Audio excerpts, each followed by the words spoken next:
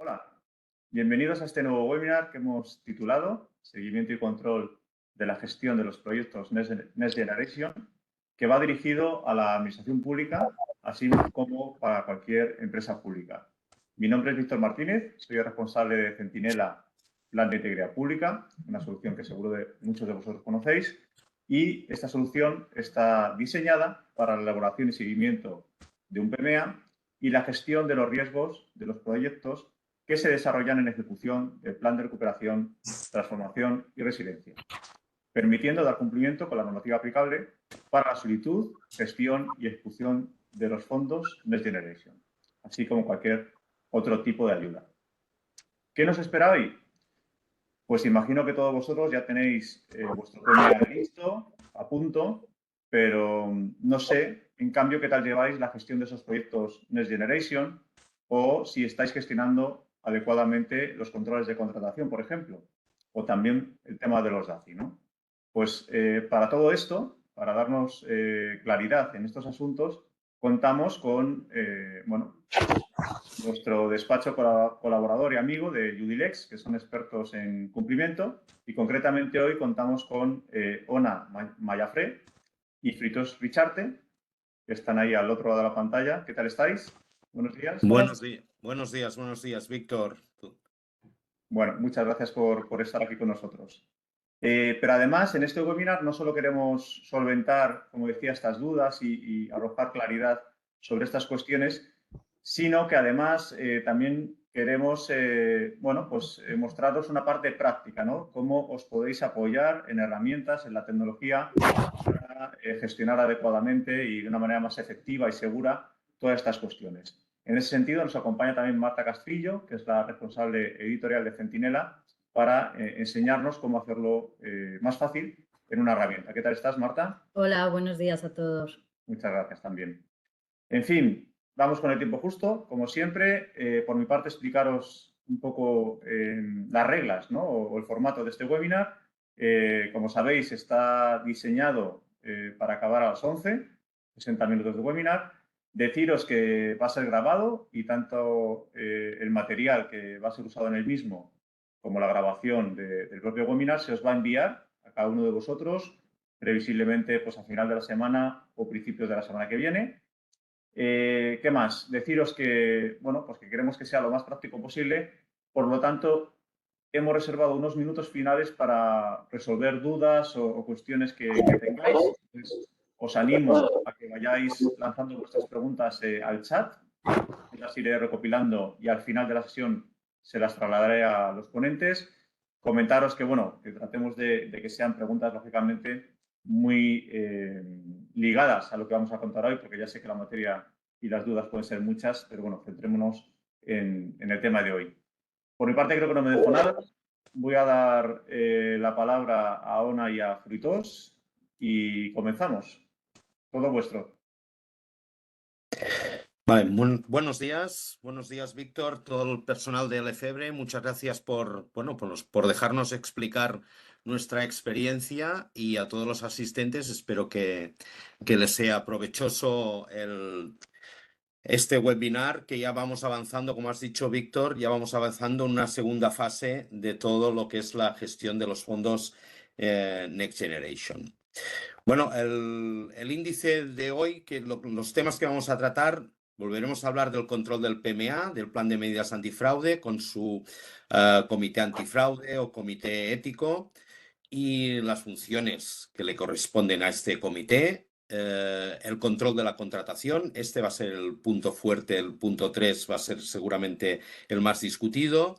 Y luego otro tema que cada vez se ha pacificado más, pero era las DACIs de la Orden Ministerial 1030 y de la Orden Ministerial 55, que había una serie de dudas que se plantearon inicialmente, luego se han ido resolviendo y atenuando la presión de todos los responsables y profesionales que nos dedicamos a esto. Y finalmente, una revisión de banderas rojas, que también siempre es un tema que nos genera dudas y que muchos estamos sobre el tema y no sabemos cuántas hay, qué es lo que tenemos que aplicar, etcétera. Y vamos a poner una serie de ejemplos. Bueno, intentaré pasar rápido este tema porque ya lo hemos visto en otros webinars, lo hemos visto a lo largo de estos temas. Supongo que ya todos tenemos nuestro propio plan de medidas antifraude o hemos suscrito el de nuestro ayuntamiento, o sea que aquí hay un variopinto grupo de asistentes y cada uno pues tendrá su posición. Pero ahora yo creo que el PMA ya todos ya lo hemos entendido, ya todos lo hemos realizado. Y seguimos explicando un poco qué es. Es el sistema de control del MRR y descansa sobre posibles sistemas existentes. Evidentemente, la administración no ha nacido ayer y ya tenía muchos sistemas de control y nosotros lo que tenemos que hacer es ampliarlos en el sentido de la gestión del plan de recuperación, transformación y resiliencia. Os he puesto unos enlaces para que vayáis viendo, pero ya los conocéis, ¿eh? Estos enlaces no os dirigirán a ningún sitio que no conozcáis y por lo tanto no hay ningún problema. O sea, son dos enlaces que cuando los abráis, pues veréis el sistema. No hay ninguna duda sobre el sistema que vamos a utilizar. Sí, es cierto que aún hay alguna duda sobre los controles, primer nivel de control, segundo nivel de control, tercer nivel de control. Esto viene de un sistema de integridad, de sistemas de integridad o de compliance, en que se funciona a través de lo que se llama las murallas o las líneas de control. Y el primero es evidente, paso a la siguiente presentación. El primer nivel es el órgano ejecutor, aquel del que depende el contrato en cualquier de los momentos, tanto en la preparación de la contratación, luego en su adjudicación y luego en la ejecución. Siempre, en este seminario, siempre vamos a hablar de contratación, no de subvenciones, no de cualquier otro. Solo vamos a tratar el tema de la contratación. Por lo tanto, siempre estaremos hablando de contratación, de bienes, de servicios, por lo tanto no hay de obras, por lo tanto no introduciremos otro tema muy interesante que es el de las subvenciones, pero que se nos escapa de nuestra expertise y por lo tanto no lo tocaremos. Lo hemos tocado muy residualmente y no entraremos en este tema. El órgano interno ejecutor, este es el primer nivel de control, el que está realizando la obra. El segundo, un control interno independiente, que este ya es más técnico, este ya es una cuestión que en un ayuntamiento pues realizarán los órganos de control, intervención, secretaría, servicios jurídicos. En las empresas públicas pues lo estarán realizando también los servicios jurídicos y de contratación. Seguramente si hay un compliance officer, pues un compliance officer, que es nuestro caso y nuestra experiencia en las empresas públicas que estamos gestionando los PMAs y por lo tanto tendríamos este segundo nivel de control y finalmente tendremos un tercer nivel de control que este sí ya son las auditorías que nos realizarán ex post, que podría realizar cualquier jefe, cualquier miembro del IGAE o cualquier de la OLAF, por ejemplo, y ya se están realizando. Recuerdo que ya se están realizando algunas inspecciones, algunas intervenciones ya se están realizando, tanto a nivel nacional como europeo. Lo que pasa que hasta la fecha no nos han complicado en exceso y la verdad es que han sido bastante fructuosas y nos han aportado nuevos métodos y maneras de controlar. Repito, esta es una propuesta de una posible estructura del comité antifraude, pensar que el sistema de PMA conlleva la aplicación de un sistema de control y este es el comité antifraude o ético. También el tema antifraude hay algunas instituciones que no les gusta la definición, pero podríamos decirle ético.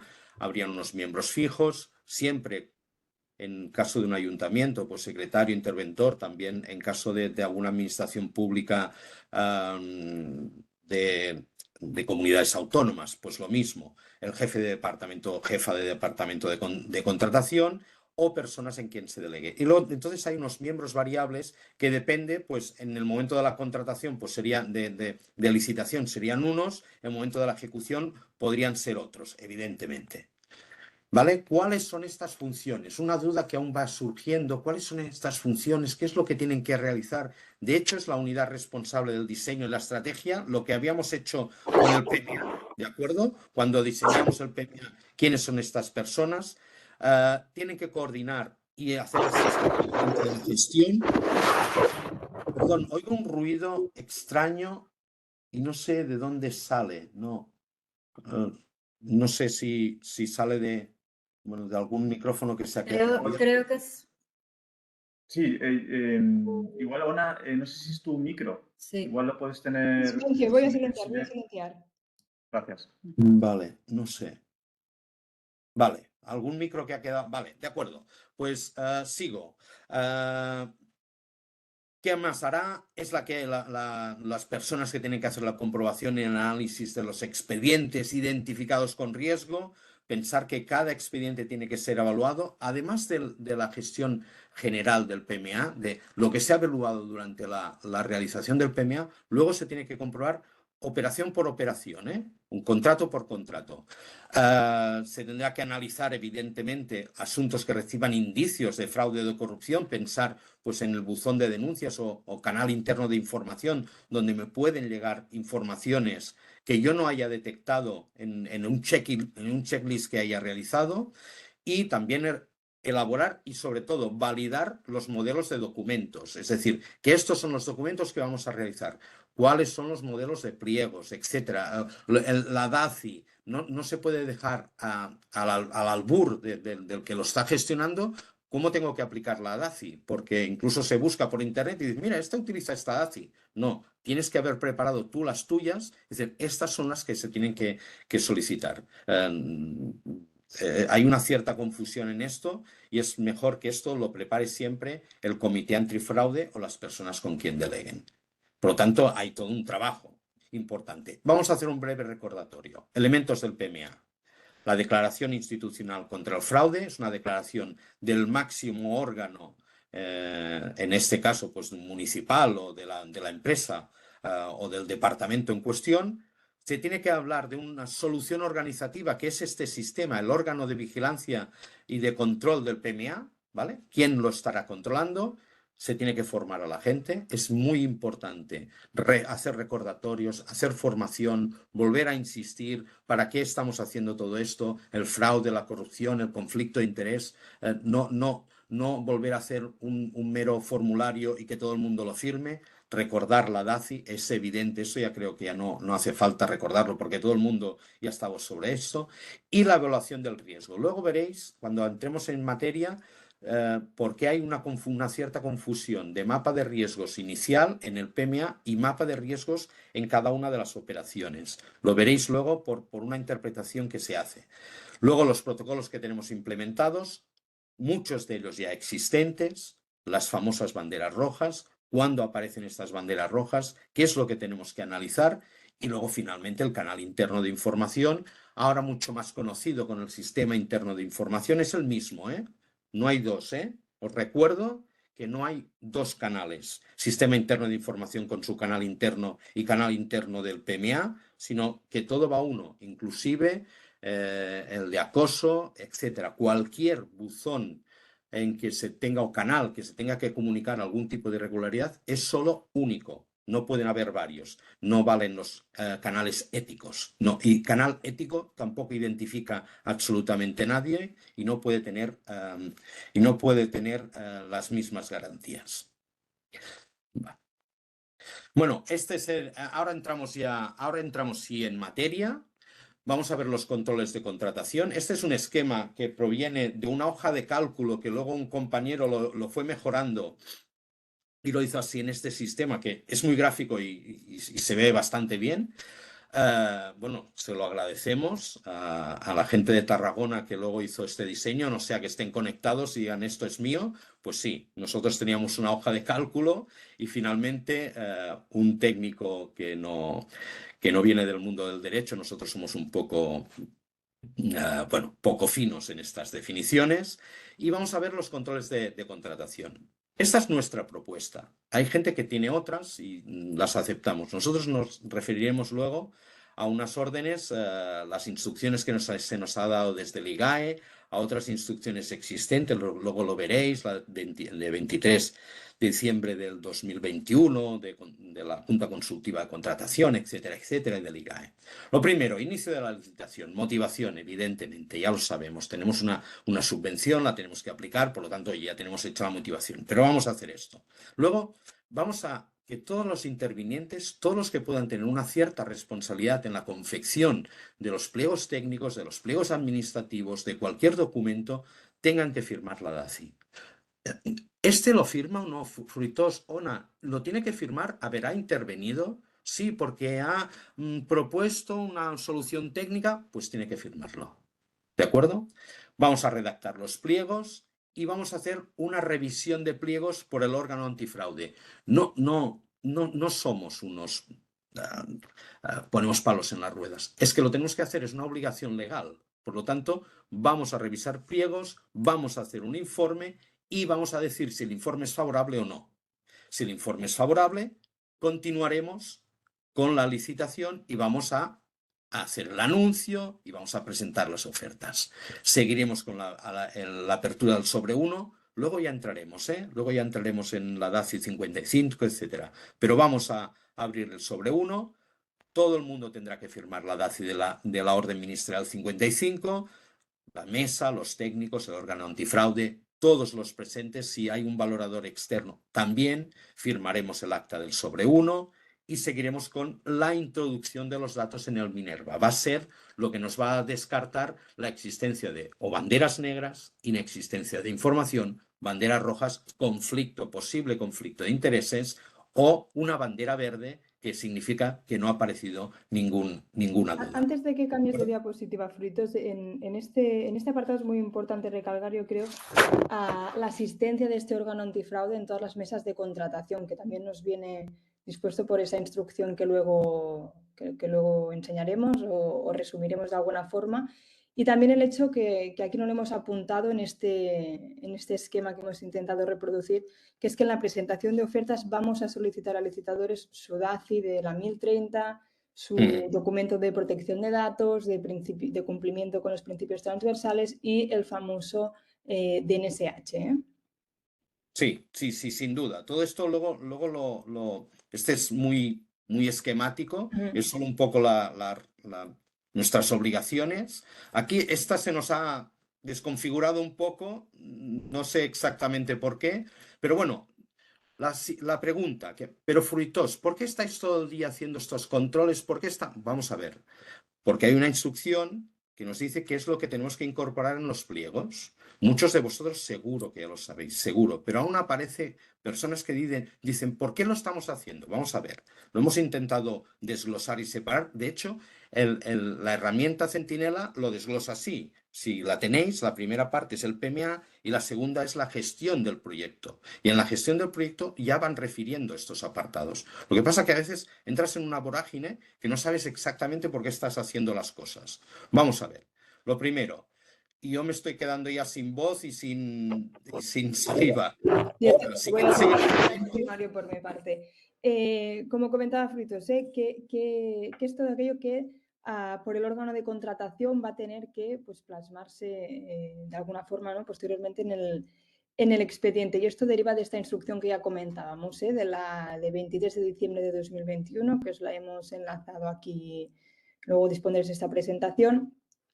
Por una parte, ¿qué actuaciones debe llevar a cabo el órgano de contratación o esa entidad ejecutora? En primer lugar, deberán haberse definido esos criterios de selección del contratista y de ejecución del contrato. Evidentemente, luego se va a revisar que haya concurrencia, que no se limite la competencia, etcétera. Los principios aplicables al PRTR, si os acordáis de esa autoevaluación inicial que hablamos en webinars previos del PMA, que era obligatoria, que debía realizarse cada 6 meses, todos estos principios que se han definido en esa autoevaluación deben también plasmarse en ese expediente. Aquí os los listamos, los hitos y objetivos, los plazos de cumplimiento de esos hitos y de esos objetivos, si se prevén penalidades por incumplimientos de consecución de estos hitos y objetivos, el etiquetado verde digital, el DNSH, los procedimientos de prevención, detección, corrección del fraude, lo de siempre, corrupción, conflictos de interés, lo referente a la doble financiación, debe verificarse esa ausencia de doble financiación y la identificación del perceptor final de los fondos. Y finalmente las obligaciones de comunicación que luego volverán a aparecer, que es todo lo referente a publicidad de ese PRTR, de los logos, etc. Y finalmente es obligatorio realizar esa evaluación de riesgo de fraude, que es cierto que en cierta forma se realiza ya en esa autoevaluación, pero también, si recordáis, había un mapa de riesgos que analizaba todos estos aspectos y, por tanto, en la preparación del contrato deberemos prever pues, esa complementación de DACI y acreditar que se dispone de un procedimiento para abordar posibles conflictos de interés, es decir, que alguien no nos firme la DACI o que esa DACI 55, de la que luego hablaremos, nos la van a ratificar, ¿no? ¿Qué hacer si en lugar de esa DACI 55, me estoy avanzando un poco, como ya veréis, nos devuelven pues, una comunicación de abstención, ¿no? Esto ahora también lo mencionaremos. Si pasas al siguiente. Vale, sí. Bien, pasamos a los aspectos también a incluir en los pliegos rectores del contrato, que más o menos los hemos ido listando. Hitos y objetivos, importantísimo, es de lo que más se preocupan ahora mismo muchas administraciones. De hecho, en las referencias del tercer control que hablaba Fruitos, que es el de controles ex post nacionales, se especifica concretamente que aquellos aspectos que más se van a controlar van a ser estos hitos y objetivos. Por tanto, desde un principio ya debemos tener previstos estos hitos y objetivos, sus plazos, condiciones para su cumplimiento, penalidades para su incumplimiento, etc.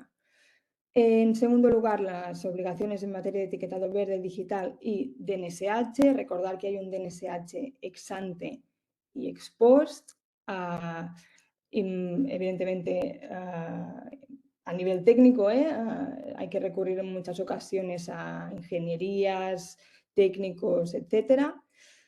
Y hay que hacer mención, evidentemente, también al plan de medidas antifraude en todos los pliegos. La aplicación de este plan de medidas antifraude, ya sea propio o de nuestra administración ejecutora, ¿no? Que nos haya, pues, por ejemplo, pasado un subproyecto instrumental.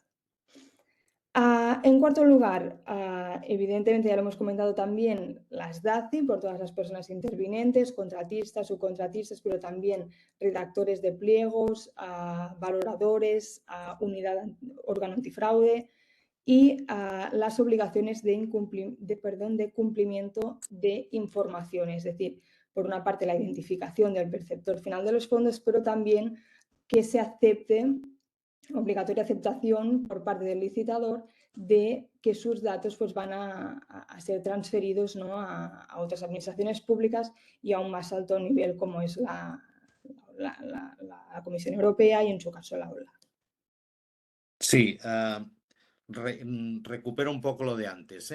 Pensar que estamos en los pliegos rectores del contrato es donde pondremos todo esto, supongo que todo el mundo lo está haciendo, y es que se me han ido los ojos a alguna pregunta.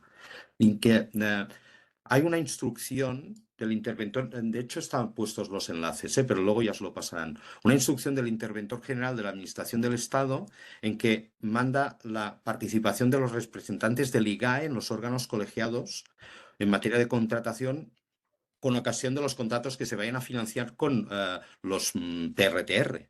Por lo tanto, toda la instrucción se está aplicando. Ya os he dicho que en el órgano antifraude debe intervenir sí o sí la intervención municipal. ¿Qué pasa en las empresas? Pues que tiene que esta función que no existe en las empresas de intervención la tiene que realizar el que se dedica al cumplimiento normativo o el órgano antifraude y por lo tanto asume esta función. O sea, he leído alguna, bueno, es que el órgano antifraude no interviene. Bueno, pues leer bien esta instrucción de intervención general del Estado, porque tiene que hacer un repaso de toda esta y que vaya cumpliendo. De hecho, es el sistema de control de la licitación. Hay como un doble control. Yo a veces cuando lo explicamos que hay las personas que lo están gestionando, que son el árbol, y entonces hay una enredadera que es con perdón, para los que nos dedicamos a esto, que son los que están velando para que se vaya cumpliendo todo esto, que en los pliegos haya salido que todo el mundo va a pedir, se les va a pedir la DACI, que hayan los hitos y los objetivos, las penalidades que pueden pasar, son muy importantes marcar los hitos en la licitación de un fondo, de algo que se está financiando con fondos Next Generation. Es evidente que no puedo pasar del contrato de la fecha de cumplimiento, de entrega. Pensar que no es el final de obra, hay una discusión. No es el final de obra, no, es de puesta a disposición. Es decir, que aquello ya no solo está finalizado, sino que se está disfrutando ya por quien solicitó la subvención. Por lo tanto, es muy importante todo esto. No es, y en el sistema de control, pues evidentemente lo controlarán. ¿De acuerdo?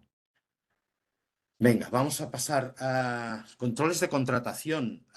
Bueno, esperemos que no vayamos llevando disgustos a la gente, pero bueno, esto son las órdenes que nos han dado. No nos estamos inventando nada. No nos podemos quedar solo con la orden ministerial 1030 y la 55, sino que hay mucho más.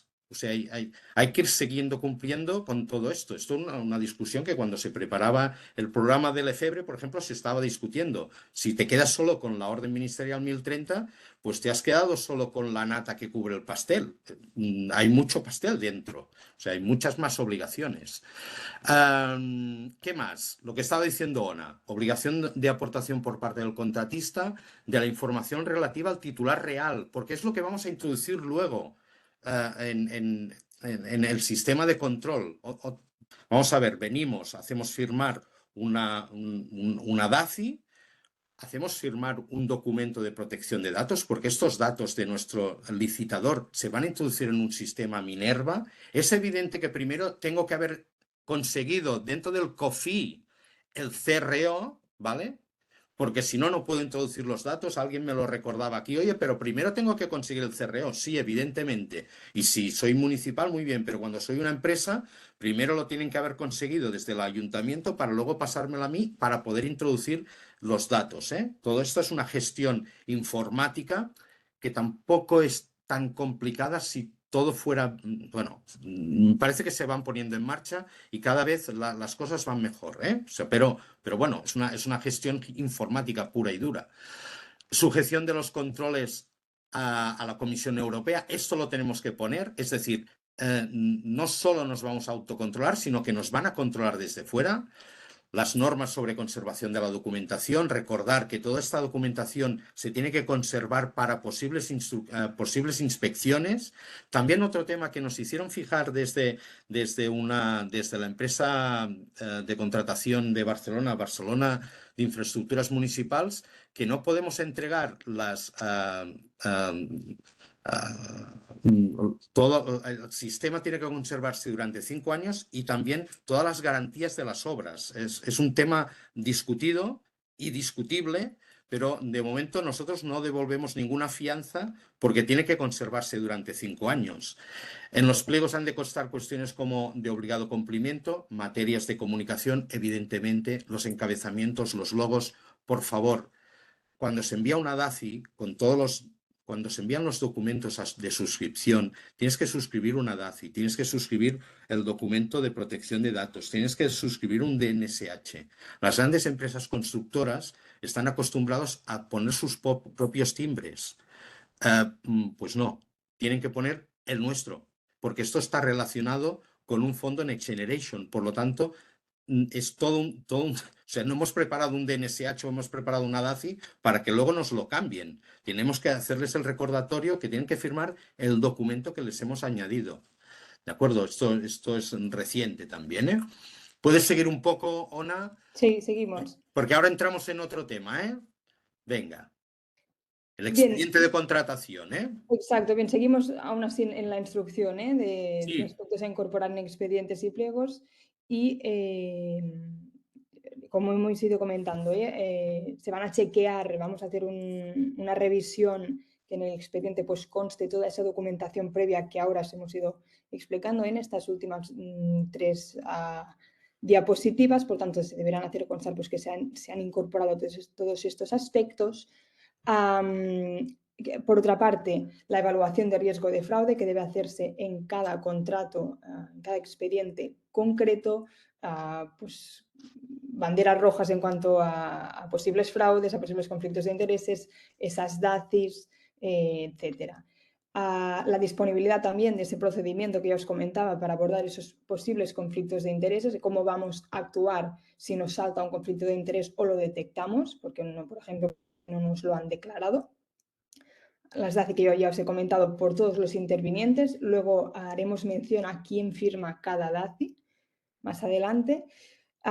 Deberán incluirse todas esas DACIs cumplimentadas por contratistas, subcontratistas, licitadores, miembros del órgano de contratación, unidad o comité antifraude, técnicos, etcétera, porque luego estas DACIs se van a colgar en ese sistema. Y finalmente hay que dejar constancia también de ese chequeo que se ha realizado respecto a la ausencia de doble financiación, es decir, que ese proyecto no lo tenemos doblemente financiado pues, por la Unión Europea o nacionalmente o por quien pudiera ser. Vale, este es un Este es un cuadro. ejemplo. Sí. Este es un cuadro de todo lo que hemos estado hablando. De hecho, la gente de Lefebvre lo conocerá perfectamente porque es de su herramienta. ¿De acuerdo? Cada uno se lo adapta como quiere y esta es una propuesta que se hizo en su momento. Vamos a ver. Y lo dice claramente, actuaciones del órgano de contratación o de las entidades ejecutoras. Entonces, el órgano de contratación deberá definir y planificar las condiciones bajo las cuales se selecciona el contratante. ¿Se ha configurado un sistema de gestión específica? ¿Lo hemos hecho? ¿Hemos hecho esto? Aquí hemos marcado sí, pero podríamos haber marcado que todavía no. Malamente, fatal. Si hemos dicho que no hemos configurado un sistema interno de gestión. ¿Se asegura el cumplimiento de los principios del PRTR? ¿Se cumplen las normas generales en la contratación? Sí. ¿Quién lo hace? ¿Quién lo evalúa? Aquí se pusieron 4 casillas, pero pueden resumirse en 3 también, ¿eh? ¿Se cumplen los principios específicos del PRTR? ¿Lo estamos cumpliendo? ¿Estamos cumpliendo lo que nos dice el reglamento europeo, lo que nos dicen las órdenes ministeriales? Ahora, ¿se ha realizado una evaluación del riesgo del fraude aplicada en el contrato en cuestión? En este contrato, sí, hemos cumplimentado la DACI. Se ha establecido el procedimiento para abordar un conflicto de interés. ¿De acuerdo? O sea, ¿qué pasa si nos denuncian que hay un conflicto de interés? ¿Qué nos pasa si alguien declara que, oye, el que ha preparado los pliegos o los pliegos técnicos había trabajado para la empresa que finalmente pues, ha licitado? ¿Qué tenemos que hacer? Todo esto es importante disponerlo antes. Luego, aspectos a incluir en los pliegos. Se han establecido en los pliegos rectores plazos temporales de control sobre el cumplimiento de los hitos y los objetivos. Es muy importante. Estamos marcados por unos hitos y unos objetivos. Los objetivos ya nos vienen marcados a través de las normas y del PRTR. Es decir, vamos a hacer pues, el componente 1, inversión 1, que es zonas de bajas emisiones. Nosotros vamos a cumplir con los objetivos. Oye, ¿qué objetivos se marcaban? Reducir las emisiones, etcétera. Pero sobre todo, para nosotros, muy importante, los objetivos son un tema general que se supone que lo vamos a cumplir con la obra que vamos a... Por eso nos han dado la subvención. Pero sobre todo, los hitos. ¿Qué tenemos que ir cumplir en cada momento? ¿Cuál en cada anualidad lo que tendremos que ir cumpliendo y cómo lo vamos a cumplir? ¿De acuerdo? Esto es básico. Si no, no podemos ejecutarlo. Si ya sabemos que vamos a incumplirlo. Vamos a ver, otro tema. El de moda también, Minerva, ¿de acuerdo? Bueno, vamos, no sé cuántas presentaciones tenemos, pero este es un tema que nos va saliendo, que cada vez nos van haciendo más preguntas, ¿eh? Recordar, envío del secretario de la mesa a todos los miembros de la mesa, comité de expertos, todo el tema de las DACIs, ¿eh? Relación de empresas licitadoras. Ahora vamos a hacer como un checking, es decir, quiénes somos nosotros, los internos, y cómo se conjuga esto con las empresas que se han presentado como licitadora.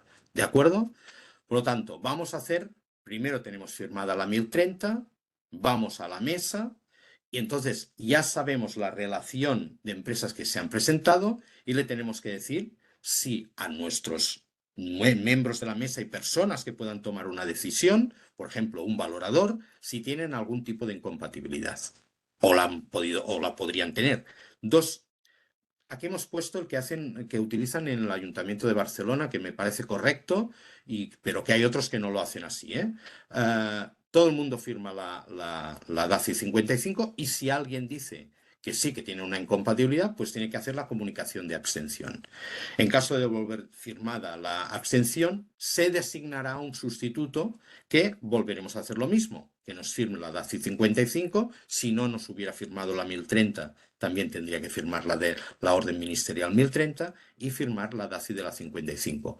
En caso de volver firmada la DACI de la orden ministerial 55, introducción de los datos en el Minerva, recordar que es evidente que tengo que haber tenido primero introducir los datos en COFI, tener el CRO para introducir los datos en Minerva, ¿vale? Esto que parece ya un trabalenguas, esto funciona así, y vamos a introducirlos y tenemos 3 posibles resultados. Bandera verde, no hay conflicto de interés. Bandera roja, podría haber un conflicto de interés. Cuando se han cruzado los datos, han detectado que podría haber un riesgo. Y bandera negra. Cuidado, aunque es negra, para mí no es la más grave es la roja. Es que no hay datos. Entonces tenemos que pedirle al licitador titularidad real, haciéndole el apercibimiento en negrita de que quedará excluido del procedimiento si no lo puedo introducir. ¿De acuerdo? No se podrá, una nota importante, no se procederá a realizar la mesa 2, o sea, no podremos continuar en el proceso si no tenemos el resultado de Minerva, y estos son negativos, evidentemente, que todos son banderas verdes. Si hay una bandera roja, tendremos que hacer el análisis de bandera roja, por qué nos ha salido este conflicto de interés entre las personas que hayan salido, entre un licitador y un miembro de la mesa, por ejemplo, porque habían trabajado juntos, porque había sido un socio, ¿de acuerdo? Seguimos con el procedimiento. Ya planteamos que hay una bandera verde, vamos a la abertura del sobre 2, con asistencia del órgano antifraude, como mínimo con su conocimiento, ¿de acuerdo? Esto no hay duda en cuanto a la intervención cuando es el interventor municipal. Vamos a abrir el sobre 2, se ratifica verbalmente en el acta que no hay conflicto de intereses, se firma, se hace la valoración técnica y aquí nosotros hacemos una revisión de la valoración técnica por el órgano antifraude. Pese a eso, hay quien pasa de la valoración técnica, continúa abriendo el sobre 3 y finalmente valoración económica y revisión.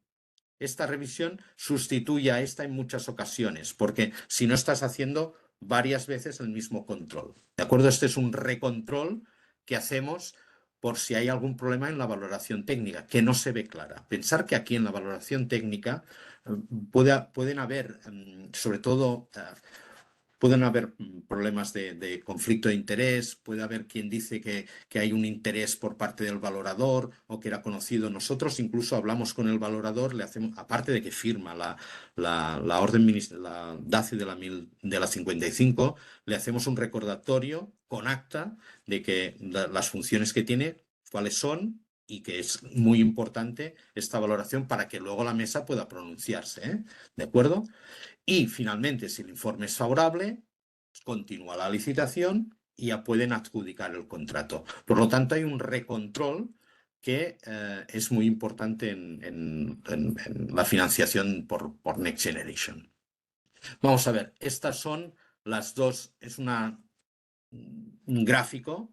Sí, es una comparación, ¿eh? de Es una una DACI. comparación. ¿Quién lo firma? Porque también habían dudas de quién firmaba la DACI de la Orden Ministerial 55, que si la firmaban también los licitadores, que si el contratista. La DACI de la Orden Ministerial 55 es puramente para los intervinientes internos. Y la 1030 inicialmente lo es para todos. Licitador, contratistas, subcontratistas, pero también para los licitadores. ¿De acuerdo? Y ambas se firman.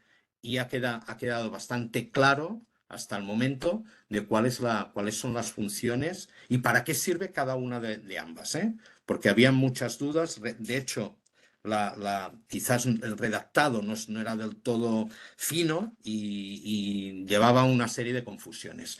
Vamos a ver un poco que vamos muy lentos, ¿eh?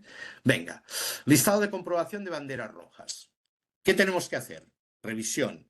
¿Cuándo? En cada expediente o en cada contrato, en el momento que queramos. No hay... Lo tengo que hacer, lo puedes hacer cuando quieras. ¿Quién lo hará? Inicialmente el área de contratación, el responsable del contrato, puede hacerlo en sus fases, cada uno de los responsables que hay. Evidentemente, cuando estamos en una fase de ejecución, pues será el de ejecución. También os he puesto algunos enlaces de banderas rojas aquí arriba, enlace de la IGAE y enlace de la OLAF, porque en una de las nos preguntaron, ¿y esto dónde sale? Pues sale aquí, sale, y hay diversos, ¿eh? Y os he puesto dos enlaces para que los vayáis.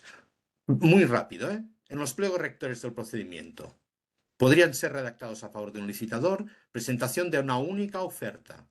Es el conflicto. Solo se ha presentado uno. ¿Por qué solo se ha presentado uno? Tenemos que analizar por qué solo se ha presentado uno.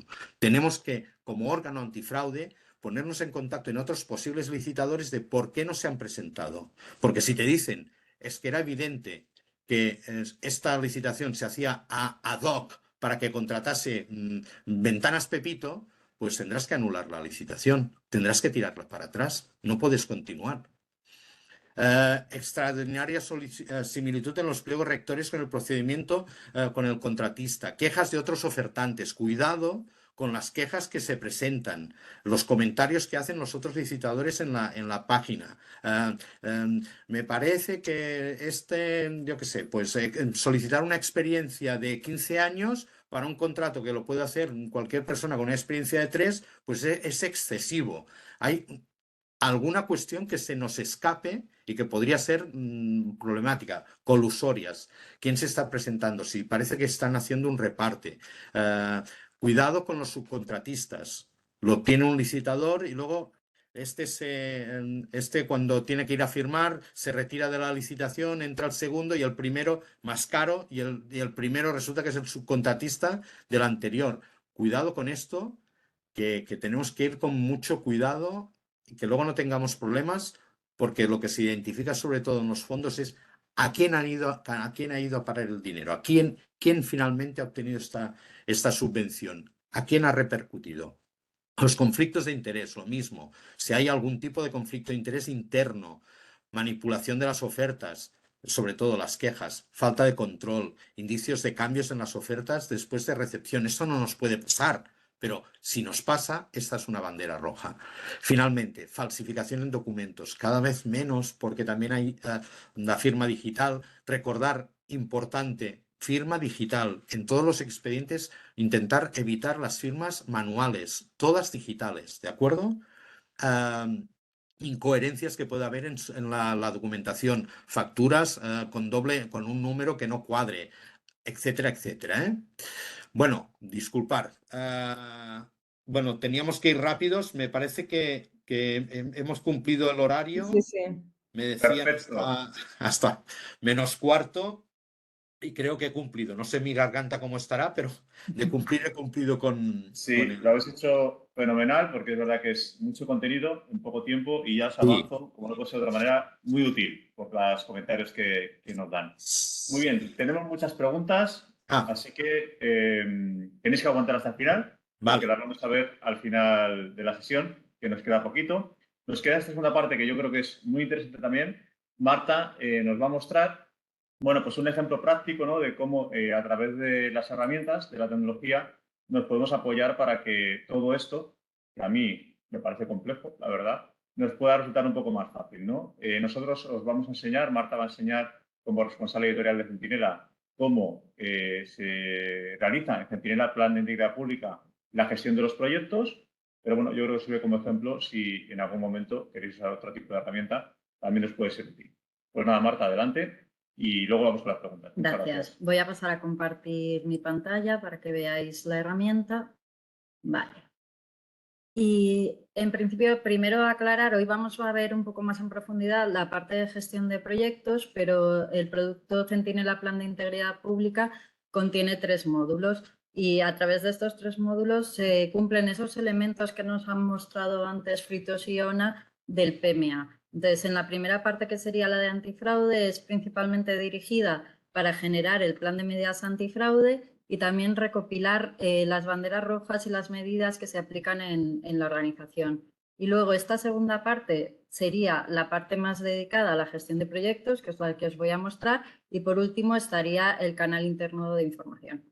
Entonces, en principio, dentro de la herramienta de gestión de proyectos, vamos a controlar ese riesgo y recopilar la documentación necesaria asociada a cada proyecto. Entonces, en un primer lugar, sería la identificación del proyecto, donde se recogen todos los datos de identificación del mismo. Luego tenemos un test de verificación de medidas. En la parte de antifraude se ha hecho el autodiagnóstico y todo el cumplimiento para determinar qué medidas vamos a aplicar en nuestra organización, y luego ahí se harán esos controles posteriores periódicos de revisión. Pero aquí, dentro de cada proyecto, podemos realizar un test de verificación de medidas que se están cumpliendo. Y todo ello nos lleva luego a un resultado y se puede generar un documento en el que queda registrado. Y el tercer apartado dentro de esta primera carpeta sería la verificación de contratos públicos. Y esto es ese documento que nos ha mostrado Fruitos, que viene de la instrucción del 23 de diciembre del 2021, en el que cuando estamos seleccionando un proyecto que se gestiona a través de contratación pública, nos aparecería este apartado para que podamos realizar esa evaluación del cumplimiento y la verificación del cumplimiento de los contratos públicos. En ese mismo documento que nos han mostrado iríamos contestando las preguntas y luego generaríamos el documento que se quedaría registrado en la herramienta. Luego, en segundo lugar, dentro de la parte de gestión de proyectos, tenemos un apartado dedicado al instrumento jurídico de colaboración. Cuando se trata, por ejemplo, de un proyecto que está gestionando una entidad vinculada, vamos a recoger aquí el instrumento jurídico en el que se plasma esa colaboración. En caso de que no fuera necesario, que no se produzca un instrumento para la colaboración, no sería necesario rellenar este apartado. El siguiente apartado es uno bastante importante también dentro de cada uno de los proyectos, que es lo que está relacionado con el principio de no causar daño significativo al medio ambiente. Y dentro de él se recogerá, por un lado, la autoevaluación, que es necesario realizar el test de autoevaluación para verificar que se puede realizar el proyecto, que la actuación es correcta y no daña al medio ambiente. Entonces, aquí se irían completando los datos sobre la actividad y luego iríamos realizando, si es admisible, iríamos completando una serie de preguntas y justificándolas, y si no nos cumple los requisitos, nos dice que no se puede realizar esa actuación. Y también podríamos generar un documento como que hemos completado este test. Este test viene de la guía del diseño de actuaciones de DNSH. Y luego también dentro de este apartado de DNSH se recoge la declaración responsable, que se tiene que firmar también en cada uno de los proyectos. Entonces, desde aquí se podrá completar y podrá firmarse, porque la herramienta tiene firma electrónica, y quedarán registrada la declaración responsable en relación a este principio del DNSH, que debe cumplirse con todos los subproyectos. Luego llegaríamos a la DACI, que, como ha comentado Fruitos Iona, es un apartado bastante importante dentro de la gestión de los proyectos. Y en contratación y en subvenciones tienen que registrarse los dos modelos de DACI. Y entonces, desde la herramienta tenemos la posibilidad de generar los dos modelos de DACI, el de la 1030 y el de la 55. Entonces, en función en el punto en el que estemos, como ya han explicado ellos, generaremos uno de los modelos u otro. Y también desde aquí hemos incluido un enlace a Minerva, para que una vez que ya se haya hecho los pasos correspondientes en COFI y demás, se pueda consultar accediendo a Minerva en relación a las DACIs que se han cumplimentado. Luego, otro de los apartados importantes sería la declaración y cesión de tratamiento de datos, y aquí también se van a recoger dentro de la herramienta toda la declaración de cesión y tratamiento de datos relacionadas con este subproyecto. Podremos generar desde aquí los documentos identificando quién se trata y que quede registrado y gestionado en la herramienta. Todo ello, como sabéis, los productos de Centinela buscan además materia de compliance, el cumplimiento normativo y poder recopilar todas las pruebas de que estamos cumpliendo los requisitos necesarios, lo que nos requiere la normativa. Y luego también estaría la declaración de cumplimiento de los principios transversales. Igualmente, dentro de este apartado se puede generar el documento con la identificación de la persona que lo está firmando y quedaría todo registrado para pruebas de auditoría y demás. Y luego la parte fundamental también de gestión de proyectos es el análisis de riesgo. Dentro de la herramienta de Centinela se han dividido distintos métodos de gestión que pueden ser subvenciones, contrataciones, convenios, medios propios o contratación de personal. En este ejemplo hemos seleccionado todos los métodos de gestión, con lo cual, por ejemplo, podríamos hacer un análisis previo, no solo para un proyecto, sino el análisis previo de la situación de toda nuestra organización. Y en el caso de que ya estemos analizando un proyecto en concreto o un subproyecto, dentro del método de gestión que corresponda, vamos a analizar los riesgos. Se registran una serie de carpetas con los riesgos principales y dentro de cada uno de estos riesgos vamos a determinar primero la descripción del riesgo, si se trata de un riesgo relevante, a quién afecta y si es interno, externo o resultado de una colusión. Y luego pasaríamos a aplicar la valoración de este riesgo. Entonces, primero se incluye una descripción con la explicación de cómo estimar el impacto y la probabilidad y cómo se calcula el valor del riesgo. Este apartado se ha creado siguiendo la herramienta del IGAE que venía a su vez de la Unión Europea. Entonces, seguimos el mismo criterio de valoración del IGAE.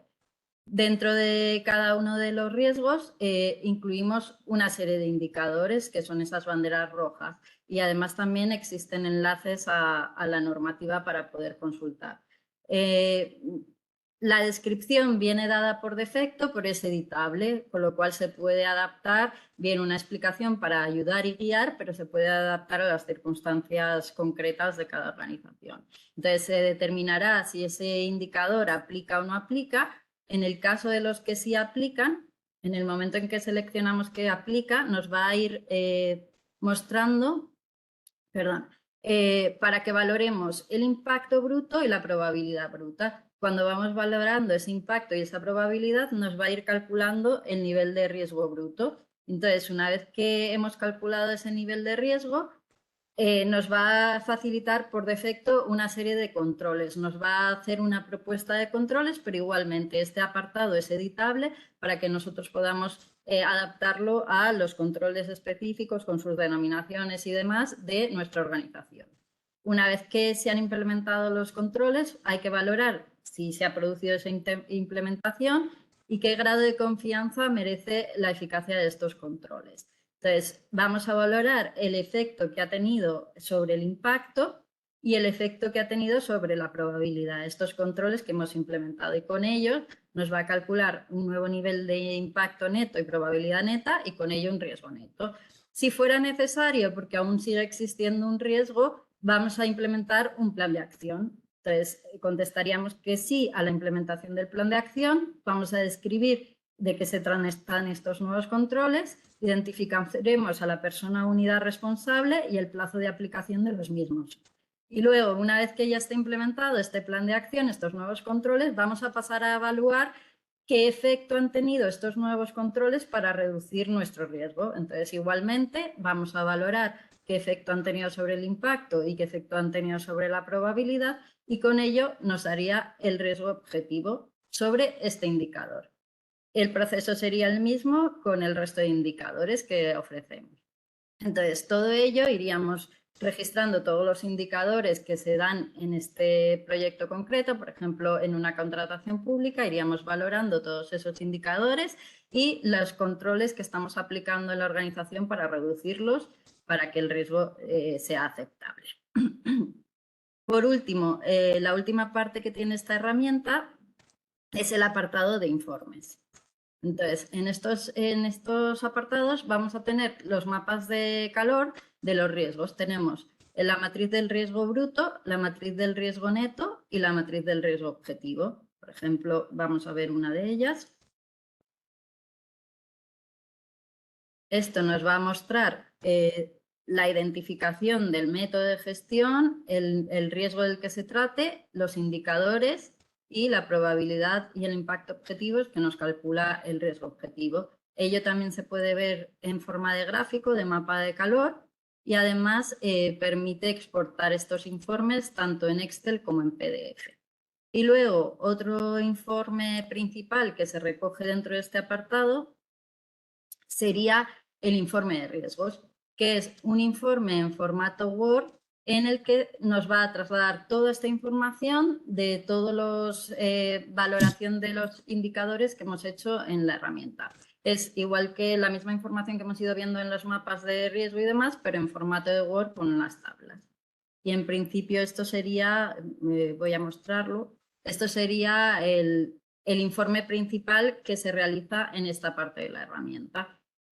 En la parte de antifraude hemos generado el plan de medidas antifraude y luego a través de esta herramienta hemos ido generando todas las declaraciones responsables y las autoevaluaciones correspondientes, y en este apartado final de informes nos trasladaríamos la parte del informe de riesgos, la parte de la evaluación de los riesgos, que pesa un poco este informe porque es más grande, quitaron un poco el Word Online en abril.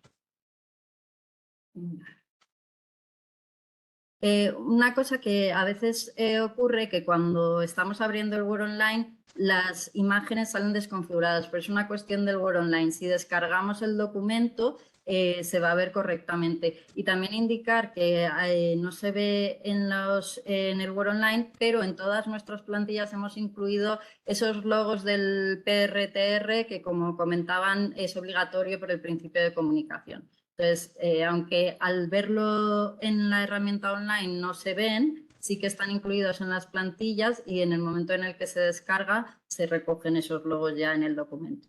Entonces, como vemos, aquí nos trae toda esta información del análisis de riesgo que hemos realizado de la herramienta, con las valoraciones y con los niveles de riesgos. Y en principio esto sería lo que es la herramienta de gestión de proyectos, así de manera rápida. Muchas gracias, Marta. Bueno, y te agradezco el ejercicio de rapidez y de síntesis, porque efectivamente es complicado explicarlo tan poquito tiempo. Bueno, formalmente hemos llegado al final del webinar, ¿vale? Que son las 11, pero yo creo que no le importará a muchos de los asistentes que nos pasemos un poquitín para resolver algunas de las preguntas. Ya pido disculpas de antemano. Sé que algunos se van a enfadar conmigo porque no citar su pregunta. Hemos tenido muchas y poco tiempo. Lo primero de todo, comentaros que lo habéis contado bastantes. Como os decía al principio, la sesión está siendo grabada y la presentación va a ser compartida, ¿vale? Así que la vais a recibir o bien a finales de esta semana o principios de la que viene, tanto presentación como grabación. Venga, voy a tratar de ser justo e ir en orden, pero no prometo nada, ¿eh? Que nadie se me enfade. A ver, me voy un poco al principio del todo. Ona y Frutos. Cuando habláis de los controles de contratación, preguntaba un compañero, ¿este control se debe aplicar a todos los procedimientos de contratación del ayuntamiento o solo se aplica a los correspondientes para la ejecución de los fondos Next Generation? La obligación legal es solo a los de los fondos Next Generation. De hecho, nosotros entendemos por lo que están haciendo que este sistema luego se va a generalizar con los sistemas de integridad pública, pero solo se aplican a los Next Generation, a no ser que haya una instrucción por parte de intervención municipal o hay una instrucción que diga que se va a aplicar a todos, solo a los con los que se gestionan fondos Next Generation. Esto sí que es obligatorio, porque la obligación viene desde un reglamento europeo, pasando por unas órdenes ministeriales y las instrucciones que nos han dado desde IGAE, etcétera, ¿vale? Por lo tanto, sí que tenemos una obligación en los de fondos Next Generation. Sí. Vale, tenemos otra que dice, el informe favorable de la revisión del órgano antifraude es preceptivo. Dice, no me suena que lo señale la legislación aplicable. No, bueno, ya empezamos con la legislación. Es que en la legislación no nos aparece como tal, pero sí nos aparece en las instrucciones de la IGAE que hemos colgado de que tiene que haber este recontrol. Por lo tanto, nosotros hemos entendido que si este control no es favorable y es desfavorable, la licitación no puede continuar. Cuando decíamos, ¿cuáles son las obligaciones del órgano antifraude? Hombre, pues el órgano antifraude tiene el poder de parar la licitación, porque si no, no sirve para absolutamente nada. O sea, si nos denuncian una corrupción de quien está preparando el pliego técnico porque su primo va a ser el adjudicatario finalmente y nos lo denuncian, ¿qué vamos a seguir? Cuando la obligación que tiene el órgano antifraude es incluso la denuncia ante Fiscalía o ante la OLAF. Por lo tanto, la paralización del procedimiento es evidente. Pues ¿cómo puede seguir el procedimiento? Bueno, podría seguir, nadie dice nada, y va siguiendo, y al cabo de 6 meses pues se comprueba de que hay un conflicto de interés brutal entre no sé quién o que hemos recibido una denuncia. Por eso nosotros hacemos, para asegurarnos de que el proceso es correcto, que haya esta instrucción por parte del órgano antifraude de que puede continuar con la licitación. De todas formas, en el documento de PRTR, en el apartado de controles y auditoría, sí que se hace referencia, creo recordar, a este informe como preceptivo y como vinculante. En el apartado del plan de recuperación respecto a estos controles. Venga, vamos con otra. Dice, ¿es necesario que los DACI Orden 1030 los firmen todos los participantes en el expediente o solo esos? Cuando dicen solo esos, entiendo que eran los que mostrabais en la presentación.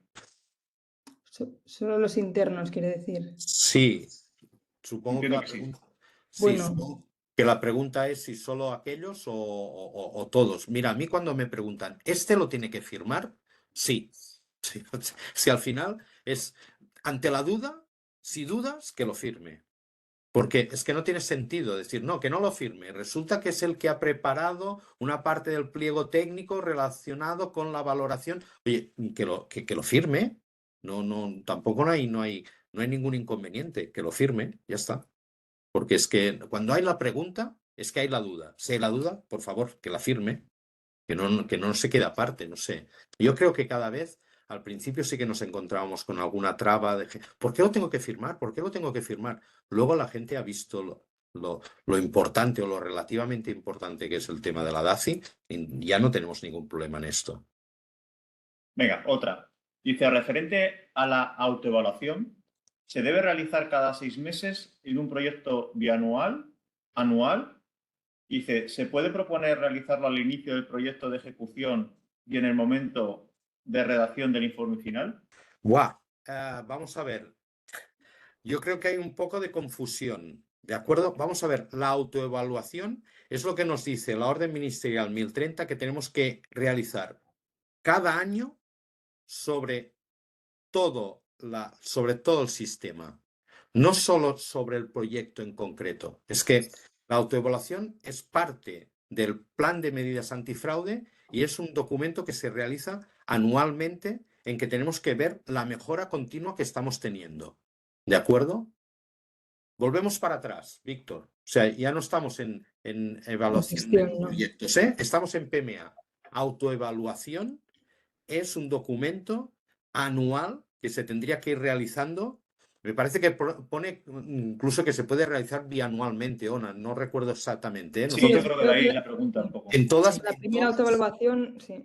Sí, en todas lo hacemos anualmente. Lo vamos haciendo anualmente para, pues bueno, quizá un poco para ir cumpliendo siempre y ver nuestra evaluación. De hecho, nos la pueden preguntar cuál era la evaluación inicial, la autoevaluación inicial y cómo ha ido evolucionando y hemos ido mejorando. Claro, en la autoevaluación inicial no teníamos ni PMA, ¿de acuerdo? No teníamos órgano antifraude. Ahora sí. Entonces, por lo tanto, ya hemos ido poniendo una serie de medidas y vamos a ir la mejora, que estábamos en un 60 y hemos ido aumentando hasta llegar a un 89, a un 90 y pico % de cumplimiento de la autoevaluación. Es un sistema que es útil para ver dónde podemos estar atrasados o dónde podemos estar incumpliendo. Pero eso tendría que hacer sobre toda la organización en lo que conviene, a lo que compete a gestión de fondos Next Generation, evidentemente, ¿eh? Vale. Esta pregunta entiendo que es sobre contratación. Dice, ¿es necesario que el comité u órgano antifraude revise los pliegos? Sí. Sí, sí. Y la Sí, respuesta sin es duda. sí. De hecho, es lo que hemos Sí, ido sí, sí, comentando en esos sí, esquemas, sí, sí. Vale, ahora me vais a permitir, esto va a ser dos preguntas en una, es un poco, igual un poco larga.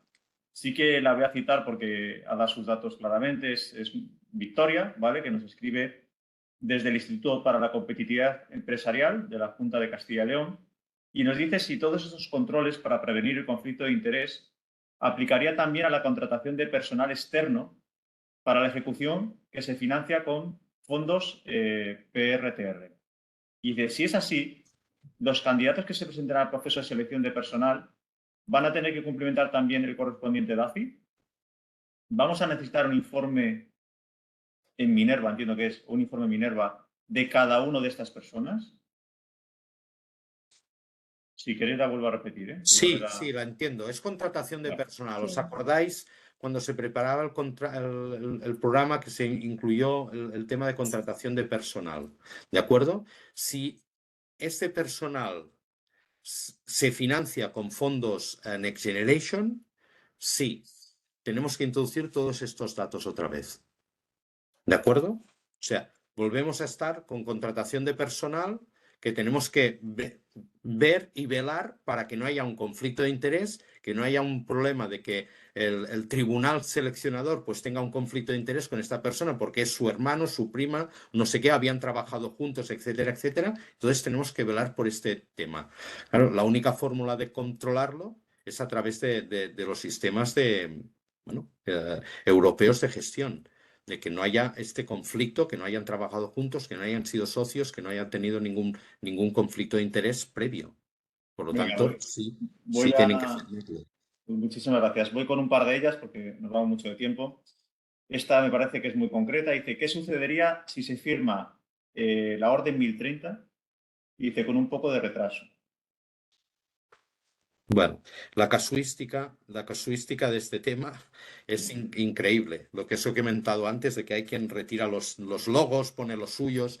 También hay quien lo firman todos juntos. Mientras sea una firma digital, sobre todo, mientras sea firma digital, lo que sí que rechazan y que cada vez es que se firme manualmente, luego lo escaneemos. Se firma con retraso. Yo dejaría un acta firmada por el órgano antifraude refiriendo de que se ha firmado con retraso, por la razón que sea, porque la comunicación no se recibió, porque se envió y luego el que lo tenía que trasladar al expediente no lo trasladó y se ha perdido en el Olimpo, no sé dónde se ha perdido. Yo lo que dejaría es un acta firmada para decir, veo estas órdenes ministeriales firmadas, por ejemplo, antes de la obertura del sobre A, ¿de acuerdo? Y me consta o me manifiestan que esto lo habían firmado con anterioridad, pero que no consta o que por error no se trasladó, etcétera, etcétera. Entonces, dejar una nota de auditoría, es decir, yo esto lo vi o esto existía, ¿vale? Claro, lo que no se puede hacer es una 1030 cuando ya hemos hecho todo el procedimiento. Supongo que ha habido un desenlace o alguien no ha entendido que aquello lo tenía que firmar antes o lo que sea. Y entonces, sobre todo, dejar las cosas documentadas, porque en caso de inspección, que no tengamos un problema. Recuerdo que el problema de las inspecciones del IGA y sobre todo desde Europa es que nos pueden negar la financiación. Es decir, no te dirían, pues esta parte te rebajo un 10%. No, es que te tiran para atrás toda la financiación. Entonces veríamos el conflicto con el ayuntamiento, con la administración pública que ya ha preparado, ya ha hecho un proyecto y que se le retiran toda la financiación. O sea, por lo Venga, vamos con tanto, la penúltima. sí. ¿Deben presentar DAFI orden 1030 todos los licitadores o solo el contratista? No, todos los Todos los licitadores, licitadores. todos. De hecho, en los pliegos tiene que constar que todos tienen que firmarla. Si no lo firma, se le tiene que requerir que la aporte. O sea, no, usted no es una declaración más. O sea, oiga, tiene que firmar esta declaración, seguro, segurísimo. Si no, ¿cómo lo voy? No, luego no lo puedo introducir en el Minerva. O sea, ¿Por qué lo firman todos los licitadores? Porque luego lo tengo que introducir en el 1030 junto con protección de datos. Si no me ha firmado 1030 y no me ha firmado protección de datos, no puedo introducir los datos en Minerva. Lo entendéis, ¿no? ¿Por qué les hacemos firmar protección de datos? Por eso. ¿Por qué dice la protección de datos que cediré los datos a otras administraciones? Porque lo introduzco en Minerva, que es de Hacienda. Yo soy un ayuntamiento, se lo pido porque luego lo voy a introducir. Si no, no lo puedo introducir. Si no lo introduzco, no tengo banderas. Si no tengo banderas, no puedo abrir el sobre B. Es que, ¿lo veis como es todo como una regestión? Es como un recontrol sobre la gestión, en realidad. Y la última, me la quedo yo. Dice, ¿qué hacer si algún licitador no tiene firma electrónica avanzada? Pues es contratar Centinela y a través de Centinela puedes mandar la documentación a los terceros y tienes ya la firma electrónica avanzada. Bueno, muchísimas gracias. La tenemos que dejar en algún momento esta. Hay más preguntas. Os pido disculpas a los que no hemos llegado. Son ya casi cuarto. Ha sido todo muy interesante porque, de hecho, os habéis mantenido prácticamente todos los participantes, los que se han ido incluso se iban con un poco de rabia, ¿no? Porque tenían otras citas. Ona, Fruitós, Marta, muchísimas gracias. Y bueno, yo creo que haremos más webinars de aquí a unos meses o de aquí a unas semanas, seguro que sí. Y a los demás, muchísimas gracias por vuestra atención y aquí desde el EFEBRE estamos para ayudaros. Gracias a todos. A vosotros. Muchas gracias. Hasta luego. Hasta Adiós, luego. buenos días. Hasta luego.